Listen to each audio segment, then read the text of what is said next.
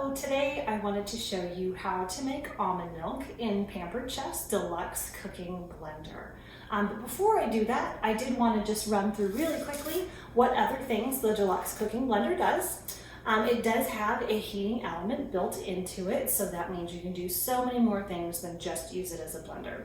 So it has 8 different preset settings. The first one being a smoothie setting.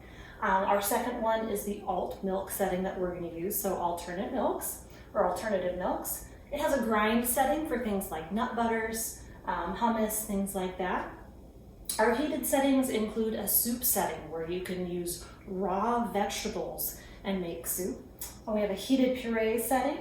We have a jam setting that has a customized feature to where you have 2 different settings where you add your sweetener, so you're not going to worry about scorching your sugar.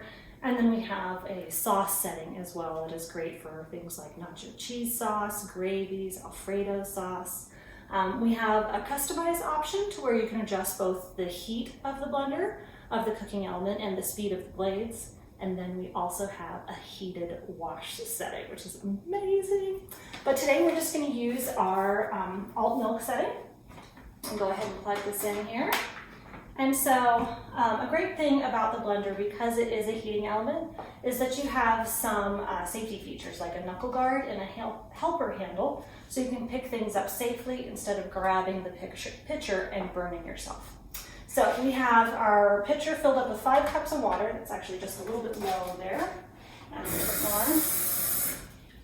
And what I've done is this morning I put in 1 cup of almonds into 2 cups of milk, and it's been soaking for at least 4 hours. Sometimes I'll just do this before I go to bed and then make it in the morning. And so these have been soaking. I'm just going to strain them through the Easy Read measuring colander. Give them a good rinse. And then these are going to go right into the blender. Just like that. Last one in there. We're going to put our lid on. Turn the blender on. And what's really neat is when the lid is unlocked or off completely, you cannot push the button to do anything. So that's another great safety feature. So we're going to lock our lid.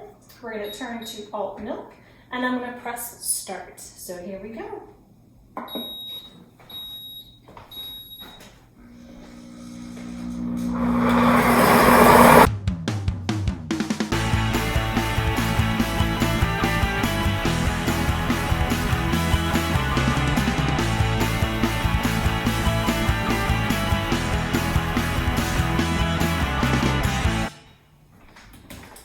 Okay, so it's ready for our next step here.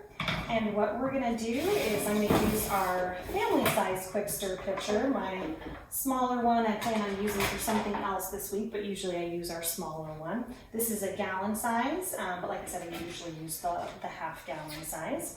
So we're gonna get our pitcher off the top here. And what I'm going to do is I'm going to take the straining bag that comes with the blender for your alternate milks, and I'm just going to pour our milk straight through this straining bag. Really quick and easy, just like that. And then I'm just going to take it and squeeze it out. It's really great to do this in a nice big pitcher. You don't have to worry about spilling anywhere, unless you're really talented in that way. I'm always good at spilling things. This morning I spilled coffee everywhere. I forgot to put my cup underneath the coffee maker, so anybody can be talented like that. So what we're getting in the center here is the pulp, or the skin rather, of the almonds. And so you can actually use that pulp for other things. You can dry it out in the oven and then put it back in the blender on the grind setting, and then turn it into almond flour that way. So lots of different things you can do so you don't have any waste if you're worried about something like that. And of course you can always buy almonds from your nut bar or in bulk. This is a really good way to save money and again, not have to worry about what is in your food, whether it be preservatives or something else that you might be allergic to. So there we go. Still managed to get some on me. But what we have left here is our pulp. Show you a little bit of what it looks like there. And then what I'm going to do next is just set it up for our heated wash setting. I'm just going to give it a little rinse around the rim. And then fill it up.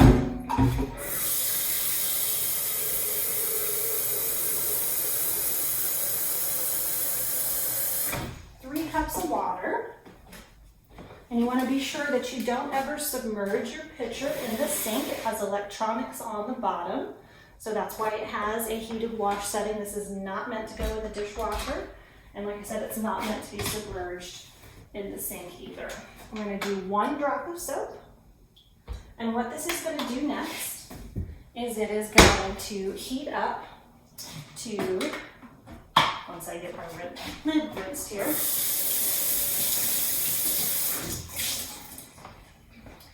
on. It's going to heat up to 140 degrees and then it'll start washing. So here we go with this one.